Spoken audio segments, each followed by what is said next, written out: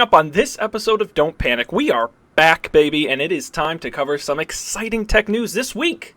We are discussing Verizon buying AOL like it's 1999. We're going to talk about Dish Network and its bold entry into the wireless market. We're going to talk tons of summertime rumors around Apple and Google, plus news from Time Warner Cable and Amazon. It's a packed episode of Don't Panic, and we're going to go ahead and start it for you right now.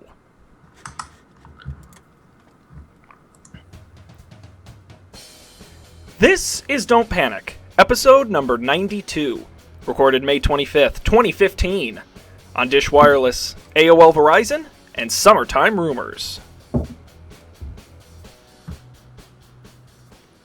Hello, everybody, and welcome to this episode of Don't Panic, the technology podcast on gadgets, the internet, and you. I'm Sean Jennings, and I am joined, as always, by the two guys who have witty names that I forgot to think of ahead of time. It is Dan Miller and Colby Rabidou. I'm rusty because we haven't been here in a while. Guys, how are we doing? You had 3 weeks to think of one. I know. Shame on me. Shame on me. I can tell you the one I was going to go with, and I didn't think it was good enough.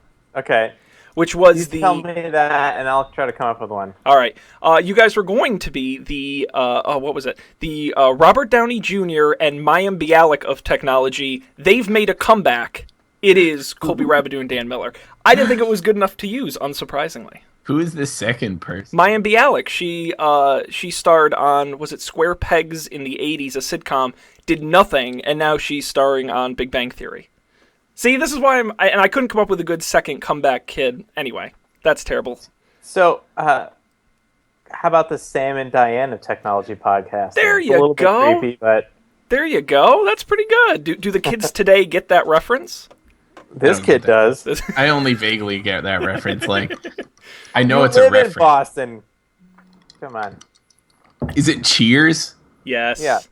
I've never watched Cheers. I've seen it on Netflix though, and I've thought about watching it. Well, that counts for something, right? I like the idea of watching Cheers. I tend to shy away from describing you guys as any type of couple or, but maybe that's the next frontier of this relationship. Yeah, we're running out of other duos to dive into. Yeah, it's getting rough. Well, we're back.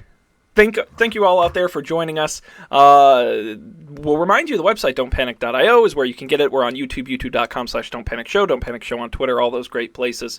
Be sure to subscribe on iTunes, Stitcher Radio, and any place where finer podcasts are distributed.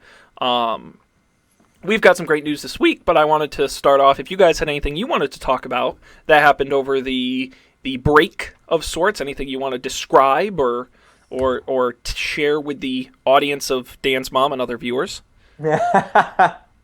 Facebook changed their APIs and totally screwed us. How dare they? We thought our website was going to run forever without any maintenance. Such fools and we to were. To be fair, a year in internet terms is practically forever. That's true. So. Yeah. But what did we register our Facebook developer account under? Was it the Don't Panic Show email address? I created the app under my developer account, and I did not get an email. Are you sure? Are you sure, Colby? So I will say. That I set an email filter that auto spams everything from @facebook.com. But they should have realized I would do that. No, see, the thing is that's true. At one point, I did set up a filter that would archive everything, but then I gave up on that, and I just started like unsubscribing to certain notifications. But like, I've been getting emails from them for like my mom's store's Facebook page that I helped her set up. So like, they should have been able to get an email to me on my developer account. But who knows? Who knows what happened? So that happened. We're working on fixing it. I have had an Apple Watch for longer now. What's cool? I found I met another person who has an Apple Watch. We exchanged pictures, drawings of things. We tapped each other's wrists. That was exciting.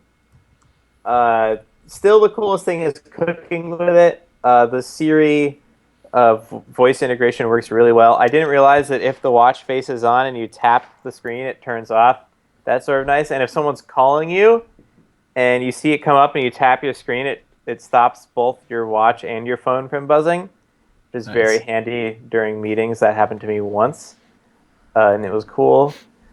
The coolest app on the Apple Watch is the CalcBot app from the same people who do TweetBot. So I used it today to calculate tip for a 2-person meal at a restaurant. It's very straightforward. But still, nothing here is very life-changing. Now, my question is, do you use your phone less? Yes. Okay. Yeah, no, because I get all my notifications on my watch, and my phone never buzzes at all anymore, except if there's a phone call. So I take it out very rarely. And when I'm at home, I can use the voice input to do a lot of texting and Twitter replies. I replied to a tweet from Sean today with on the watch with the voice dictation, which is really cool. Nice. Both the Twitter and the Instagram apps are very, very full featured. Like, you can slowly do almost anything on either of those apps from the Watch app, which works really well for those. But some of the best apps are the ones that offer a totally different experience. The City Mapper app, where it just shows you the next thing you need to do for like the subway line transfer or whatever. Also, the Glance that shows you all the subway lines that are disrupted currently, which I'll pull this up right now, and I guarantee you it's just going to be all of them because the subway maintenance in New York is pretty terrifying right now. Yeah, there you go. It's like all of them. Nice. But that's really useful to wake up in the morning, just check that really quick, see if your subway line's on there. I think that is about it from the watch stuff. The Dan? exercise app, I have grown. Yes. Oh, I don't want to interrupt you, but we have a question from a live listener. Whoa! Can you believe it? We have a question. He is a listening live around the world. Our friend Phil in Vietnam is listening, and he has a question. He wants to know: do you think in the future the Apple Watch has the potential to change social interactions? Is tapping wrists the new shaking hands? I don't know about that, but you could see it. So, like, I'm not going to say it on air, but you can imagine what two drunk males would send each other with a digital drawing thing, and that's what we are drawing. But this was the only thing I showed people on a watch that people were really fascinated by, was like the drawing the picture things, because people it's just an advanced form of like emoji hieroglyphs. Has anyone seen that research paper by Instagram where they analyzed people's sequences of emojis to figure out what they were trying to say? Because people use emojis to complete sentences. I thought this was a joke, just on like what's that show? Little Kimmy Schmidt. Yes. Unbreakable Kimmy Schmidt. I thought that was just a joke on that show, but it turns out it's true. But so drawing pictures on the watch is just like an advanced form of that, where you can make your own series of hieroglyphs and send them to someone. The tapping thing is interesting. It would be very helpful if you were a spy. So maybe in certain spy-like circumstances, negotiations, being a wingman or wingwoman, it could be especially useful. But I think we'll have to see. It's so open-ended that I could definitely see it changing or like becoming a new aspect of social interaction, but I could also see it going nowhere. We'll have to see. Too early to tell, perhaps. Yeah, it is cooler than I thought. Cool. Now that I have another person with a watch to send these messages to. Excellent. And Colby, have you gotten your shipping notification on your Pebble yet? Not yet. I did, so my order is processing, but it hasn't shipped yet. I don't think. I'll check my email right now. Everyone, hold on. Colby's checking his email. 1 sec. If you had a smartwatch, you could do it right on your wrist. That's true. I've no new emails, so. the not yet. Well, and what we'll have to do is we'll have to wait for Google I/O to see if they announce Android Wear support for iOS, because then maybe I'll get an Android Wear watch and we'll have the whole ecosystem right here. That's true. That would be cool. I have been looking for an extravagant, unnecessary purchase. Haven't done one in a while. I've been missing out. You haven't returned anything in so long. We can send each other pictures that we draw on our Apple Watches, Sean. Yeah. I'm not yet sold. Apple Watch is just still too expensive for me. Like, it's cool, and I think it's really neat. But even that pushes. But I think it's because I spend so much on other unnecessary crap. Like, if the Apple Watch is your one purchase, that's fine. But I've totaled up my my tech spending and I've been cut off. Feels bad. It's out of control. Colby, did you recommend? We're not gonna get to any stories this week. Did you recommend Personal Capital, or was that some other financial service that you recommended? I use Betterment, but I've never even heard of that one. I hooked up Personal Capital, and it reminds me of that document thing that Sean recommended, where there's that website. It hooks up to like all of your everythings and pulls down documents from like your cell phone company, your banks, your loans, your credit card company, Amazon, everything. Do you know what I'm talking about, Sean? File this? Yes, it was File This, which I stopped using because it wasn't very good. But yes, the theory is there. Yeah. So with Personal Capital, it works similarly to File This, except financially. So I just hooked up all my accounts, and now I know everything from like my 401k to stock investments, loans, my bank account, all my credit cards. It's really cool. So pre-pick for you right there. But yes, I am now also hyper aware of my spending. But the activity thing, I think at this point I can say it is more compelling than any other activity thing, because it just measures a little bit more. It's a little bit more strict with you. So like with my all the Fitbits and the Job ones I had, it was about 10,000 steps was the default, and I can hit that pretty easily. Like I walk to work, walk to the subway and do some walking, and I'm at work, and then I come back, and I do go to the store that night, and I hit 10,000 steps. Whoa. Did Colby leave? Yeah, he messaged me. He said, my Mac just kernel panicked. See you soon. So we'll try and get him back on the line when we can. Should have been using Windows, Colby. I guess so. Whoa! Damn! That was a quick restart there. Well timed. Yeah, well, that SSD, man, it goes so fast. No, yeah, that hasn't happened to me in so long. I haven't seen a kernel panic in years. Yeah. Leave it to Don't Panic to do it. Yeah. I don't know. I went to the Personal Capital website and immediately just crapped out. So I'm going to try it again in Chrome. We'll see if Colby just disappears again. Yeah. I don't know. I've been souring on Chrome too. We can just transition right into that topic. I've been using Safari more and more. Really? See, I can't I tried to switch to both Safari and to Firefox, and neither of the developer tools are as good, and two, the way we do, I don't think we have support for like source maps in our builds right now, our front end stuff. So the way we get like source map functionality is to load every single script in a separate one. And when Firefox and Safari are doing like hundreds of network requests at the same time, all the other tabs freeze up. So Chrome is the only one that handles that reasonably at all. So once that's a thing that's I don't have to worry about, maybe I'll switch. But for now, it's not working. All these fancy browser debuggers, all you need is GDB, Colby.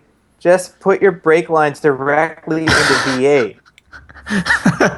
I could try. I wish I was joking. That would probably be what I'd do at this point. Anyways, I've been using Safari a lot more recently because I don't have to really use the developer tools. Although they actually have developer tools now, whereas before they never used to, right? Safari didn't. Yeah, I don't remember ever having developer tools. I think they always had them. You just had to like turn them on. It's like a system setting or something, or a Safari Oh, setting,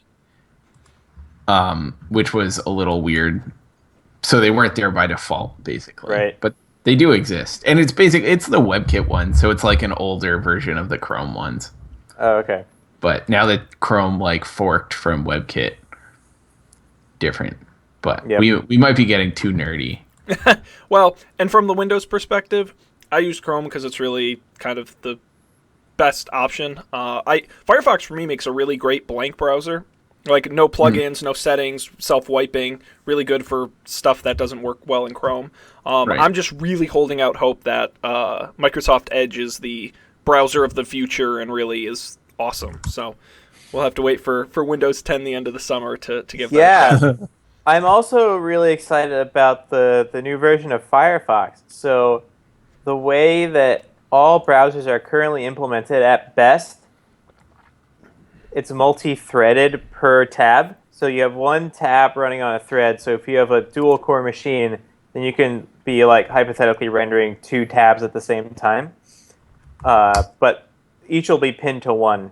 But the new version of Firefox will be multi-threaded per tab. So when you're rendering a page, it will render the page concurrently. It won't render top to bottom. It'll render sections of it simultaneously. Which will really speed things up if they can get it right. I think they'll probably get it right. Well, So any improvement's good. I mean, Firefox is known for being a performance. Not that Chrome's much better, but being just a performance hog. So Chrome used to be like the darling child of. well, and Yeah. then Well, Chrome used to be like light and fast, and now it's just like has a million workers on your machine that uses all your RAM. Like, what are they doing? I don't know. yep, you're absolutely right. Yeah. So, Colby, you went to an Apple store recently, not to try on an Apple Watch, but to check out Yes. something else. Yeah, so I've recently gotten so I'll preface this by saying I got a bike and What? Yeah, Yeah, I saw so that online. How's that going? I got a bike and I rode my bike to work last Friday and Whoa! it made me feel like a superhero. Nice. And Did you wear a cape? I didn't wear a cape, but I might invest in a cape. Good. But it's a relatively long ride. Well, I don't know if this is a long ride for bikes, but it seems like a long ride for me, who hasn't ridden a bike since I was like 17. But it's like 4.5 miles each way, and like 4.5 miles is pretty long, and it's longer with a gigantic 15-inch MacBook in your backpack. So I've been considering getting like a personal laptop again, which I haven't had in a long time. But with a personal laptop, wouldn't you still have to take your giant work laptop to and from work, or would you leave it at work? Well, that's the I think I would try and leave it at work. But I don't know. I don't know if that would work out because I don't know what I would do when I work from home. Right. Which I do pretty frequently. So it might not actually solve the problem. But in any case, I wanted to check out the new MacBook, and I was specifically interested in how weird the keyboard was and how weird the Force Touch trackpad was, because I've seen just to mixed be reviews clear, online. The new MacBook is the one we talked about that's super thin and only has one port. USB-C, USB Right. Type-C, yeah. Yeah. So in addition to only having one port, it has a new keyboard, which is not the standard Apple keyboard because it has like a much smaller action. And I had read I don't know, there were mixed reviews online. Like Marco Arment wrote a gigantic blog post about how it's all terrible. So I wanted to try it first. So I tried it, and the keyboard I think is fine. Like it almost it's like you don't have to press the keys down as far. They almost feel like buttons, which is a little strange. I'm not sure. I'm not entirely sure how I feel about it, but I think it was fine. Like I tried to type some things, and I seemed to get used to it pretty quickly. Yeah, I liked it. I mean, I didn't like it, but I didn't feel inconvenienced by it. Yeah, and like for what you're getting out of it, like a tiny computer, it's pretty impressive. Hmm. And just the like, it's literally half the size of the smallest MacBook, Yeah, which is like, it's so thin. It's almost like it's like iPad Air 2 like yeah, thinness style. Yeah. right. So that's really impressive.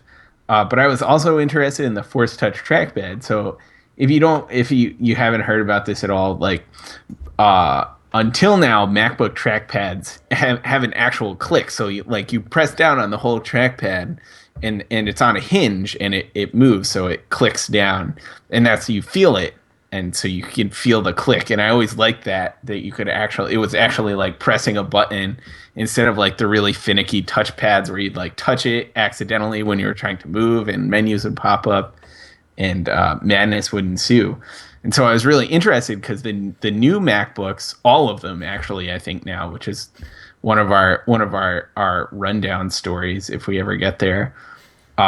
They have a trackpad that doesn't move, so it's not on a hinge anymore. It's just a piece of glass, but it uses the Force Touch feedback thing that they was kind of pioneered in the Apple Watch to simulate a click. And I walked up to this computer in the Apple store like, okay, I want to try the keyboard and I want to try the trackpad and I want to notice how weird it is. And the keyboard, like I tried the keyboard first because I just like instinctively go for Spotlight and like open up Safari or whatever. And I ended up clicking around and completely forgot, didn't notice any difference with the trackpad, which I was not expecting at all. Because that was one of the things Marco Arment's review was like. I mean, I guess it's kind of cool, but it still feels like mushing against something that doesn't move, and I did not get that sense at all. I thought, Yep. I've been clicking this Force Touch trackpad the whole time I've been talking, and I can't tell, even when I'm thinking about yeah, it consciously. right. You don't even notice. And I found so it has another feature where it has an what do they call it? Like a deep click. So you click and then you click harder, and it's like an extra click. Something like a right That's click, but Is that Force Touch or yeah, I think it is. yeah. So it's basically, I guess it enables different like menu contextual like gestures in certain apps. Like at this point, only Apple apps. Right. But So if you force push on an item in the dock, it opens up expose for that app. So if I force push on Safari, it shows me all my Safari windows laid out. I don't know what else. That's the only use I found for it, though. yeah, I don't know what it would do. Like that's not the part that blew me away. The part that blew me away was that I can't tell the difference. It feels the same on a thing Yeah, that's and like it feels like nothing else when you push through it. Like it feels like you're using a thing that's never existed before. right. It's very neat. So I don't know. Basically, I don't know what I'm gonna do. Part of me is nervous about like going to a computer that has such a like I don't know what the word is, such a like limited mobile processor thing. Um, it's not terribly fast. I'm sure compiling MySQL on that would take a long time. Um, but yeah, but it's very cool. I was really impressed with the trackpad because it blew my mind. And it would feel great in a backpack on a bike. Yeah, that's the other thing. That's what I want. And I miss like being able to use my laptops on planes when the person in front of me puts their seat back, which they almost always do. Right. Yep. And if when they do that, if you're in economy, you can't use your 15-inch MacBook Pro. It just doesn't work. So No. I certainly know I can't use my Dell brick computer that my job gives me. So right. Right. So yeah, I mean, basically, I either need to start flying first class all the time, or just get a just get a smaller thinner computer. Yeah. Yeah. For the cost of a first class ticket, just one, you could buy a MacBook. Exactly.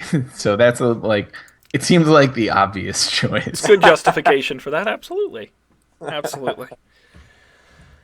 Well, quantify your airline purchases in terms of how many new MacBooks could you?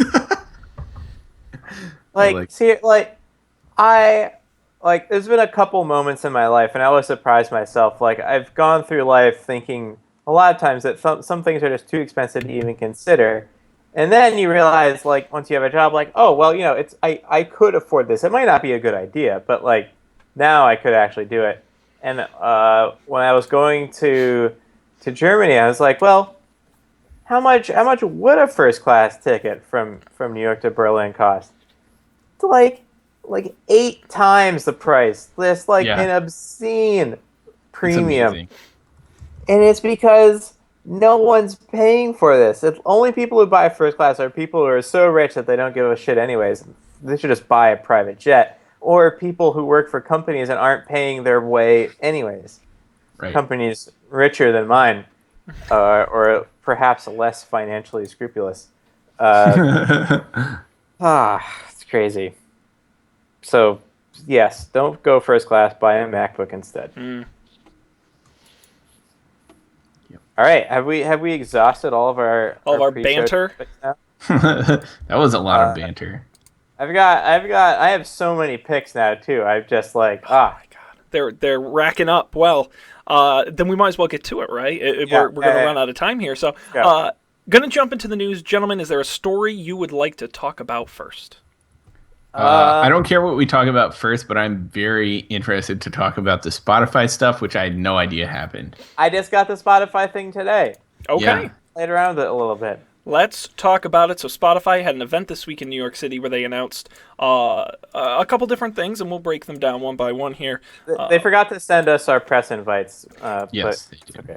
Yeah, don't panic. The respected tech journalism Center for Excellence. So a number of things they announced that's new.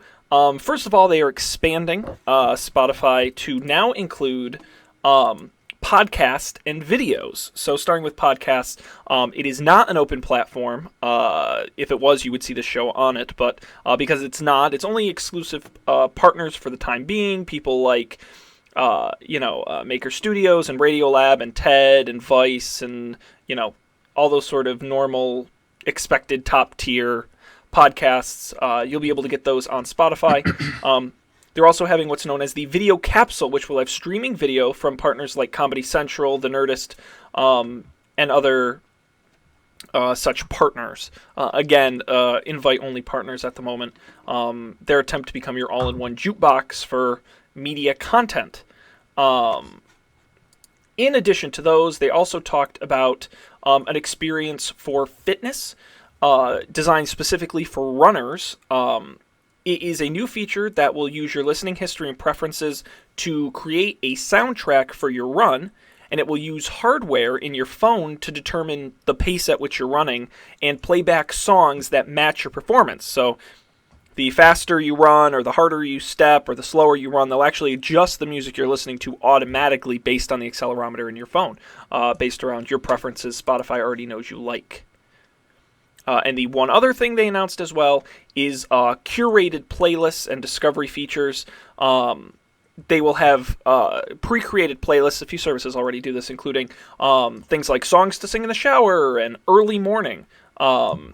Based on the company's in-house experts, they'll be creating these just for you. So you'll be able to get these as part of your Spotify subscription. That's pretty much most of it. Did I tell you I actually tried Spotify for the first time ever, like a couple weeks ago? Really? I never, ever used Spotify. I've used everything else under the sun except Spotify, but I really wanted some music, and I said, well, I will finally jump on the bandwagon and try it.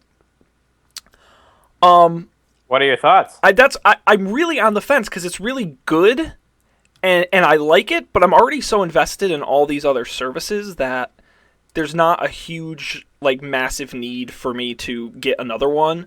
And while there are some differences, what I found was as long as I'm willing to pay a service, there are a lot of other services that have a similar library of content and have similar features, and I don't know. It was just more of the same for me. There wasn't anything that said, wow, Spotify is way better than everyone else. Especially because I've put years into curating stuff on other platforms. For me, it was sort of it's just another drop in the bucket, and I'll use it for a while, and we'll see how it goes. Overall, fine. That's sort of my first time reaction, being late to the game. Uh-huh. But I don't know. What are your guys' thoughts? So I got the update, which isn't really an update. They like prompt you if you go to settings. They're like, "Hey, by the way, do you want to try these beta features?" I do want to try that. I don't know if you'll get it. Try going to settings, and you might. Yep, I got it. Sweet. So I said yes, and the UI all around is totally different, much more modern looking and more smooth. I haven't tried the running thing, and I haven't tried the pre-created playlist, which was never something I was interested in, except I'm going to go ahead and blow through all my picks in one show. Have either of you heard about this app called Noon Pacific? No. So Noon Pacific is this app. I don't know anything about it. It's really well designed. Every day at noon Pacific, they upload a new playlist, and you just press play, and you can see the songs, and they're all just off of SoundCloud, and that's pretty much it. But they all have a theme. So like today's theme was like go to the beach. It's Memorial Day, so it was all vaguely beach themed, fun, upbeat summertime songs. And it was just really good, and it was all music I never would have listened to. I have the songs that I like to listen to when I'm in the mood for upbeat summer beach music, but it introduced me to a lot of things, all like sort of like remix, sort of party music, which is, again, something I don't otherwise get exposed to, frankly. So I'm really excited to be able to try many more curated playlists per day than what that app gives me. So I'm big on the curated playlist.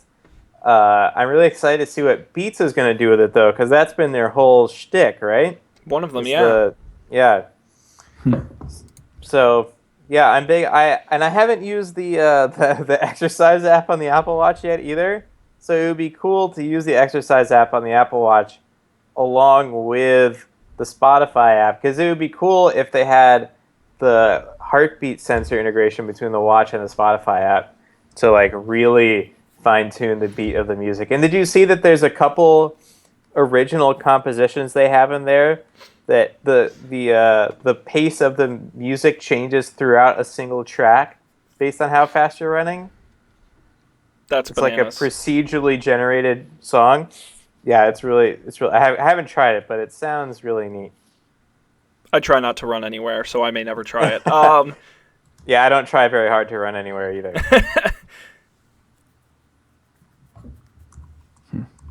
Yeah, I don't. Yeah, go ahead, Colby. You have any? I don't know. I'm interested in this. It does seem like, I don't know, I just went to the settings thing and it seemed to change things. I haven't historically been interested in like generated playlists. I would be interested in a playlist that was generated from my music. They don't have like a recommended thing? They do, yeah. But I would want it just from my music, like not music I didn't have in my library. But I mean, you're an it could also music listener. I am, yeah. You gotta expand your horizons. Well, so I don't know. Do you guys remember that a song a day thing I picked recently? Yeah. That's how I expand my horizons, very discreetly, or like one song at a time. Very discreetly. Don't tell anyone. Yeah. I meant discreet in the discrete math kind of way. Wow, we really are nerdy today. We have to get it all out. It's been so long. But I'm also like, I would really like to have all my podcasts in here, because if I could just like turn on podcasts and go into music after all the podcasts ran out, I would do that, and I would not use anything else. But that requires all of my podcasts being in here, not just the fancy NPR podcasts. So we'll see. Once they start consuming Don't Panic's RSS feed, which, let's be real, I don't see why they're not. Yeah, it should be right at the top of the page, featured. You would stop using Overcast for Spotify? Maybe if it was good enough. Because here's the deal. Spotify has a killer feature that Overcast doesn't. Spotify is on my desktop. Like, Overcast is great for phones, but it's not on my desktop. Like, I still have to use my phone if I want to listen to my podcast and keep everything synced, which is unless you ran the iOS simulator. I'm just kidding. No, have you tried the web version of Overcast? I didn't know there was a web version. They have a website, and it syncs. You can play off the website, and it syncs with your Overcast account. Who knew? How did I miss that? I don't know, Colby. How did you miss that? No, this is what happens when you listen to podcasts while you're working. I guess so. Yeah. And I don't know if it's any good, to be honest. Well, I'll try it, and I'll report back next week. Yeah, please do. No, I mean, my quick thoughts on this are I get the curated playlist. I think it's kind of an obvious expansion. I mean, it's what a lot of Pandora and But they've also had curated playlists for some time. Like I follow the Your Favorite Coffee Shop playlist, which the user Spotify adds songs to every couple weeks. Yeah, so that's not a big expansion. And I think the running thing is really neat. I think it's kind of a cool experimental. I don't know if it'll ever really catch on. I have a problem with them getting into podcasts and especially video, where I'm never comfortable with these companies really going too far outside of their... It was like if Etsy started selling cars tomorrow. It's like, all right, we get it, you sell things. But cars really, I don't quite understand. And for me, Spotify, like, I get it. It's music and podcasts, maybe an extension of that, and video, sort of. But I'd really rather see them put their efforts into making the music better when there's already podcasts and video. I don't know. That's just a fundamental thing I find irritating about a lot of these tech companies is sort of unnecessarily... It's like Snapchat going into news. It's like, I see that you can do it. Is it really adding a lot of value to your core? I don't know. So I think I'm inclined to agree with you in that sentiment, but I think it's a function of like companies that get super big without ever making any money. And then they're like, oh God, we have to do something else. Because like they're not making money, and obviously Spotify does kind of make money, but it's never enough. Right. I mean, there's certain like break even isn't good enough. I guess. Well, I don't know. That's why Facebook has a million different features to it. You know, over time, you just sort of There's always got to be something new. Right, and that's why Google does literally everything there is to do on the internet and beyond. Yep, absolutely. Nope, I think you're right. Spotify is actually not profitable, which could be the Amazon strategy of not wanting to be profitable. Yeah, but I feel like Spotify is not profitable because of they get squeezed for every penny by whoever. Like the margins are terrible. Right, they're in a very challenging position. Economically with the music stuff, which I think like it makes sense for them to try and do something else that they can sort of supplement the music with, like if they have another source of income. But that being said, I feel you. Video, I think video seems weird. I think podcasts are a logical next step. I think video might be a little bit too ambitious. Mm-hmm. Although if Spotify is the service with all the music, I would love a service with all the video. I guess YouTube is kind of that, but yeah, curate stuff from YouTube, but also from places that aren't YouTube. Anyway, I don't know. Spotify will figure that out. They're smarter at this than we are. Let's talk about something else. You guys got another story in here you wanna chat about? Maybe while you're doing that, I will quickly mention, as Colby mentioned earlier, Apple, some minor updates to their products. We saw the 5K Retina iMac, the high-end model, drop about, was it $200-$300? It's actually down $500 total from its launch price. I wish I had an excuse to get one of those. Yeah. But I don't. Don't we all? There's no reason to. And for that price cut, what you don't get is one of the hybrid fusion drives. You'll just get a standard 1 terabyte drive. In addition, Apple new models of the 15-inch MacBook Pro, they now have the Force Touch trackpad and a bunch of internal upgrades. The Force Touch trackpad is available now on the MacBooks, but also on the 13 and 15-inch MacBook Pros as well. So Just a quick note there. Did you guys make up your mind? Well, this is ironic, but my Safari stopped working, so I can't see the stories. Should have been using Chrome. I have to reopen all of my tabs. Oh my god, you guys are the worst. It's on all right, you, Sean. Let's talk about Verizon buying AOL, because I think this is an interesting story. Maybe just me, but I guess we'll find out. It was announced last week. Verizon, everyone's favorite giant evil telecom conglomerate, is now buying America Online for $4.4 billion. Clearly interested in their lagging dial-up business. That's $50 per share, expected to be completed this summer. AOL, in a number of businesses, it's believed that the big get here is AOL's advertising business. They also get, of course, their media channels and content strategy, which has been a big piece of AOL as well. So, yeah, there you go. I guess I can start on this. I mean, I think it's really interesting. We saw Comcast by NBC. We've seen Verizon by AOL. I think I'll put this out on the show right now. 2-3 months, you will see AT&T by Yahoo. I think it's because these telecom company, Really? AT&T is the last major telecom to not have a content arm. Yeah. Time Warner Cable is Time Warner. They all own a piece of that. So for me, I think that's a no-brainer. I think Yahoo's a great target for that. But I just think it's fascinating to see this merging of content delivery systems and content in the same company. We could certainly talk about the net neutrality and all these issues, blah, blah, blah, which I really, to be honest, don't want to get into that much. But, I think these telecoms are realizing that with things like FCC ruling in favor of net neutrality, and they're going to start to see tightening of the belts around what they, companies merging. We saw Time Warner and Comcast fall apart. I think they're looking for alternate revenue sources, and I think content is a great way to do that. Advertising is a great way to do that. That was a big get from AOL, was their advertising arm, which actually does very well. So I think you're going to see a lot more of content and content providers coming together.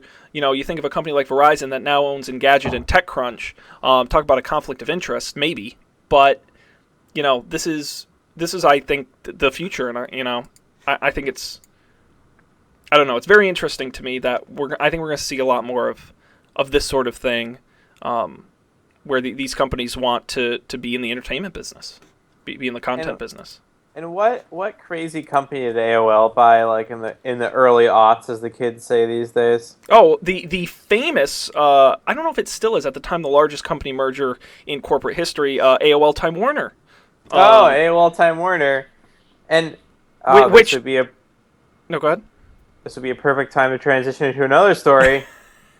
Talk about Time Warner. Yeah, it's amazing. Time Warner now getting bought by some other company. Yeah, I mean, you think about. It's amazing. You think about AOL acquiring Time Warner, which is essentially what happened. It was a telco buying a content company, which is really funny. It was AOL as an internet service buying Time Warner, a magazine and movie and television company. And now we're just seeing Verizon buy AOL, who has essentially become a content company. So, it's very cyclical. I don't think this is anything new. But yeah, Dan, as you mentioned, Charter Cable now looking to merge with Time Warner Cable for about $48 billion.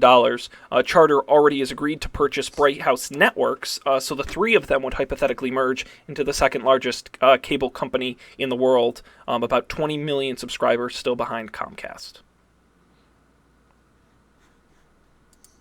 Wow. Yeah, I don't know.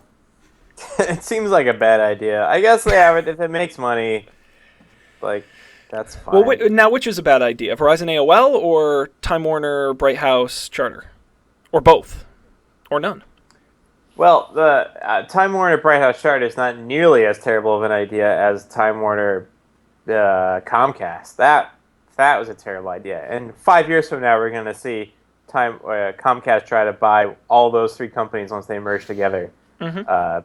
We'll have to fight this battle all over again. But, I feel like if you're buying a company just for the fact that they make money at a business, that seems like a losing proposition. Like, I feel like you should bet on companies that are going to grow, and buying a company that's just going to sustain seems like a bad business decision. And I don't think that, for instance, the Yahoo shareholders should want Yahoo to sell to AT&T, because I think Yahoo has a much greater chance of growing on its own than it does as part of AT&T. Like, AT&T is just going to use it as a content creator, and I think that Yahoo has the capability of being more than that with the Alibaba stuff, and Flickr does pretty well. Like, they have the capabilities to do more things, and if they became part of another company, they wouldn't. Yeah, but, I imagine this. I mean, Yahoo's already spinning off the Alibaba stock into a separately traded entity.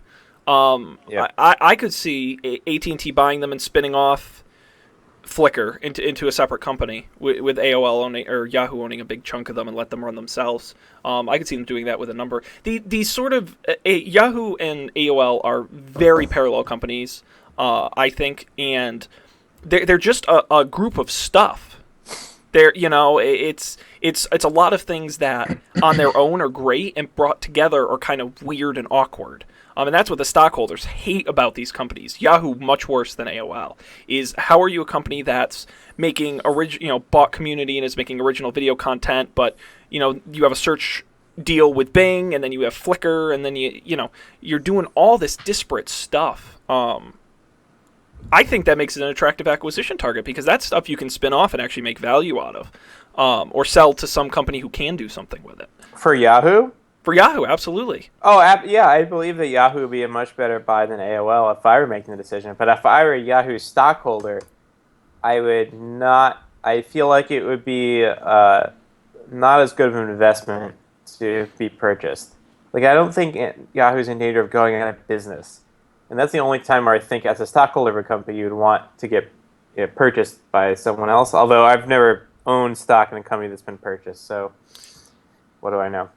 I have no idea how this works. I'm just speaking out of my rear area. Well, yeah, I mean, it depends on the deal. You either get your cash back, or some of your stock converts, or all the stock converts. It might be more. Is AT&T stock more valuable than Yahoo stock?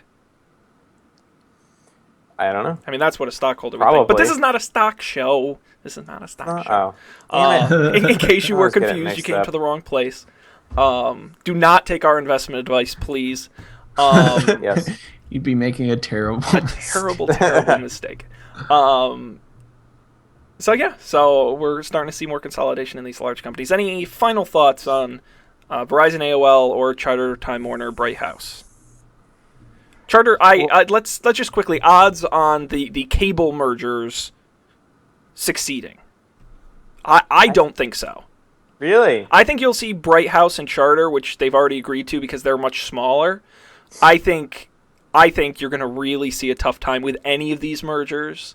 I think Bright House and Charter are small enough together. I think that would still make them third behind Time Warner and Comcast. That I think that might be okay. I really... Is Roadrunner Cable owned by anyone? Roadrunner doesn't... I don't think Roadrunner... They don't call it that anymore, but that's Time Warner. Owned by Time Warner. It was Time Warner Cable, yeah. I don't think they use that anymore. Maybe in some areas. They market Roadrunner Cable in parts of New York City. Okay. Probably to get the people who would otherwise refuse to buy Time Warner. The lucrative Looney Tunes crowd. Yeah. Yeah, so I think it's going to be tough. I don't know if you guys have a different opinion. I think it's more likely than the Time Warner Comcast one. I don't know how much more likely. I don't know. I have no idea. The safest prediction you can make. I don't know. Colby was Anything again could happen. Insightful, just really great commentary from Colby there. Really, That's how I roll. I think all the viewers know at home giving them the inside scoop. Well, I think Colby is the voice of the everyman on this show. I think we're elite, Dan and I. I think Colby is Joe Everyman. He's the blue collar guy on the show. He's just like, shit, man, I don't know. Ride his bike to work. I'm super blue collar. Yeah, I'm really in biking to touch work, with what middle class. carrying your heavy computer like an average Joe. My heavy MacBook. Yep, yep, yep. Yeah, Hilarious. I bet. All right, we can do another story, or we can move on to picks. It's up to you guys. Anything left in the news you want to get to, or we can move on. I feel like we should do one more story. We can do Dish Network getting a wireless service, the supposed end of Apple TV. We can do some rumors. We've got Amazon courier service. Is one of the events happening between today and next week? Either the Google event or the Apple event? WWDC is June. Okay, so we're safe there. I don't know. I think Google I/O is soon. It's very soon. Let's do that then. You know what's funny is I typed in Google I/O 2015 into Chrome, and I thought there'd be a Google card with the date on it, and there isn't. It kicks off this week. It's Thursday, so we'll talk about it next week. Yeah, let's preview. Awesome. we'll talk about it. Well, we should talk about the rumors now so we can see how wrong we were. I absolutely agree with that. We've just got one here. There've been a couple that have gone around. This is sort of the biggest one, I think, from the week. And we've talked about some in the last couple weeks on the show too. So I don't think it'll be a big surprise to anybody. But according to some, Google has developed software that can run on low-power devices and give them the ability to communicate with other connected devices nearby. What that means, software for your Internet of Things, internally being called Brillo.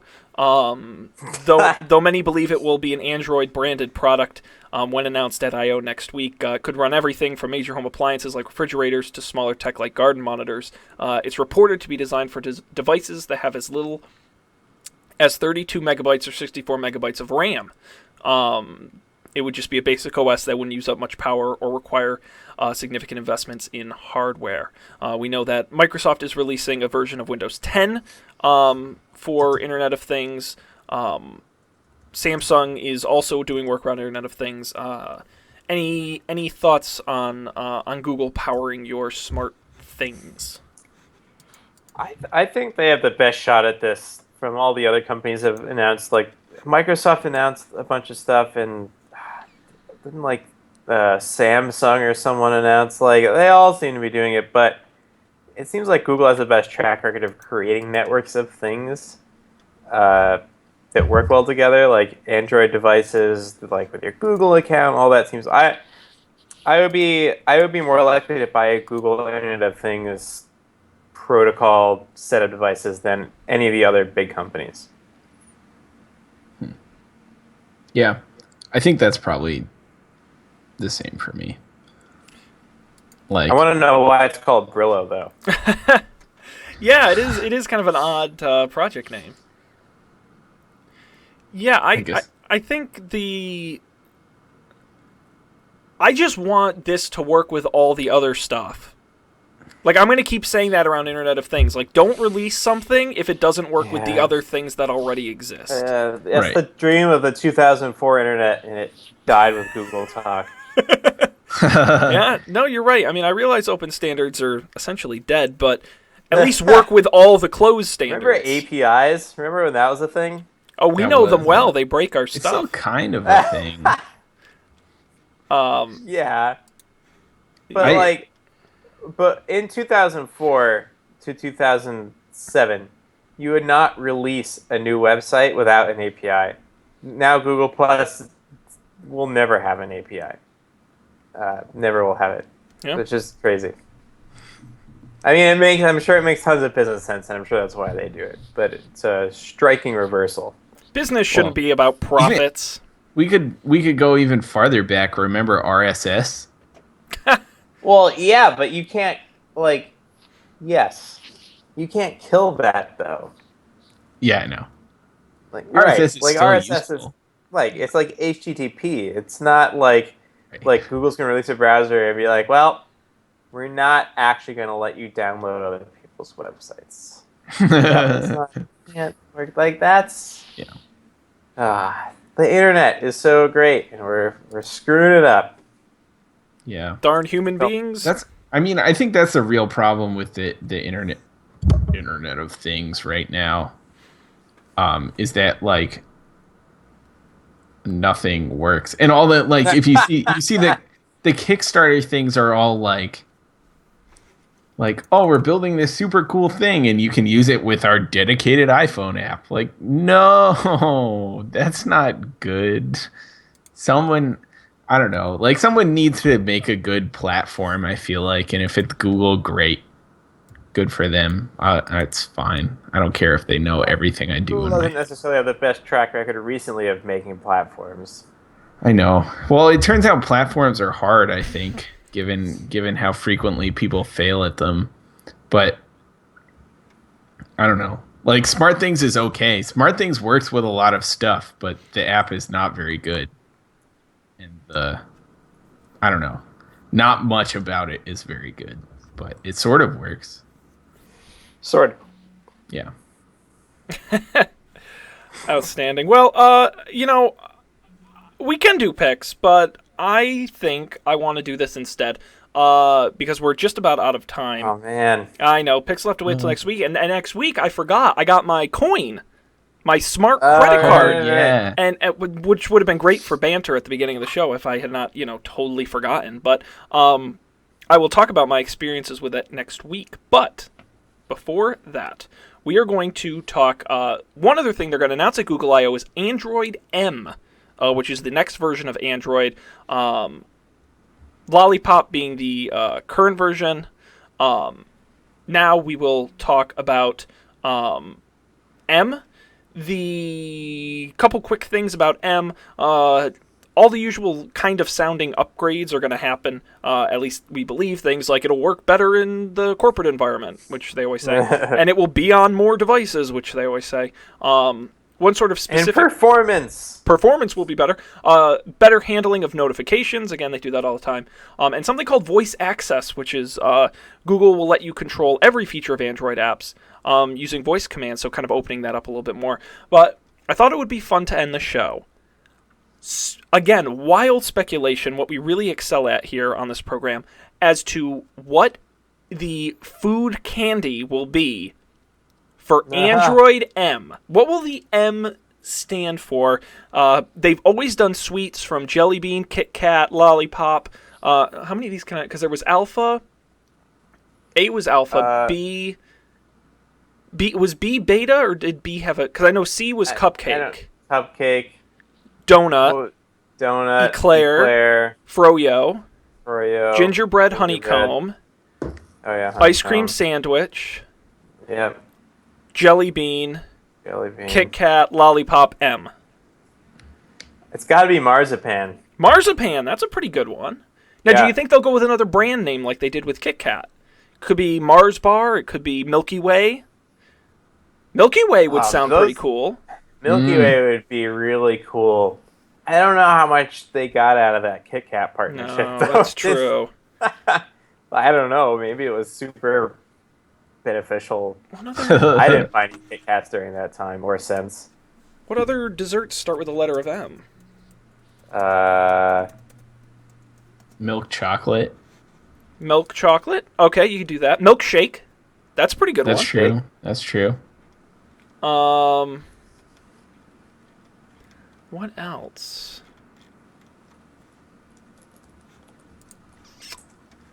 I know, I'm trying to Google a list. I'm trying to Google a list of desserts, but I type list of deserts. Meringue, marshmallow. Molasses. I like that. Oh, yeah. Macaroon would be cool, too. Macintosh? I just call it that would be the biggest troll name. Oh, my God. I would love to know if even legally they could do that. But that would be great. I don't know why, but this website lists muffins as a dessert. I've never had a muffin as a dessert. Muffins are basically cupcakes without frosting. Yeah. Very circular. No. Getting back to where they started. Yeah, that's good. It's true. No. Cupcakes are far more... No, muffins are far more savory than cupcakes. Let's be real. Maybe. I don't know, man. Maybe. We're not all breakfast aficionados like you, Dan. Have you ever seen that? Aficionado. I had an excellent croissant this morning. I sought it out. He sought out a breakfast croissant.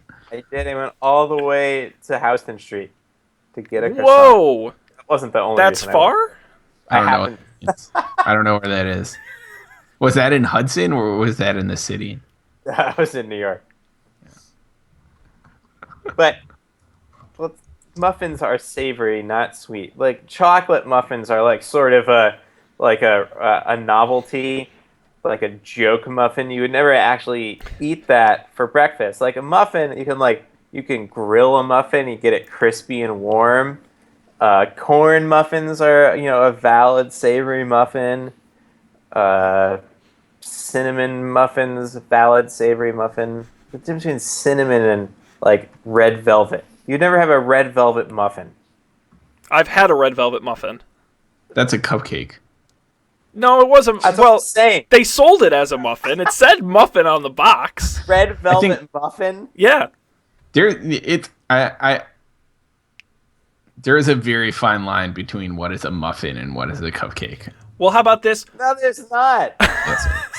Muffins are made with like cake, like I don't know what you call it. Not cake batter, right? Cake mixture. You mean cupcakes? Cupcakes are made with cake mixture, and muffins are a completely different texture. Okay, so what? But like, if you take muffin batter and put it in a cake pan and make it in the shape of a cake, what is it? It's a cake. Mini muffins. This is the best conversation we've ever had on the show. There was an answer to that, Colby. You thought I'd be stumped. The answer is evident. You get mini muffins. Oh my god. How about this? All you fans out there, tweet us your answer. Are muffins and cupcakes the same thing? At Don't Panic Show. Or email us, don'tpanicshow@gmail.com. We'll read your hilarious responses on the air if we get anyone to send in to us. Are they the same? Pull my coworkers tomorrow. Please, yes. Let's come back with an answer to this next week when we'll be back 10 p.m. Eastern, 7 p.m. Pacific, live on the internet. Hopefully at don'tpanic.io. There you'll have all the past episodes, audio, video, and links to everything, social media, as well as where you can get this show on iTunes, Stitcher Radio, and via RSS and on YouTube. So go to the website. It's a great resource, and you will get all that information there. Gentlemen, anything else before we conclude for the evening? I really want a muffin. I want a cupcake. What's the difference? Dan is so mad. I love it. This is great. We've really hit a sensitive subject. And there's no shame in that. Food taxonomy, man. It's derisive. Don't get me started on what is a condiment. I could go on for hours on what is a condiment. And when does a condiment become a dressing or a topping or a spice? Hang on. There is a Google info card for this question. If you Google, are muffins and cupcakes the same? Google says, cupcakes are cakes, while muffins are quick breads. Oh. Any recipe for cake can be used to make cupcakes. The same is not true for muffins. The preparation is different. For muffins, the dry and wet ingredients are mixed separately and then put together. Cupcakes are usually made with the creaming method.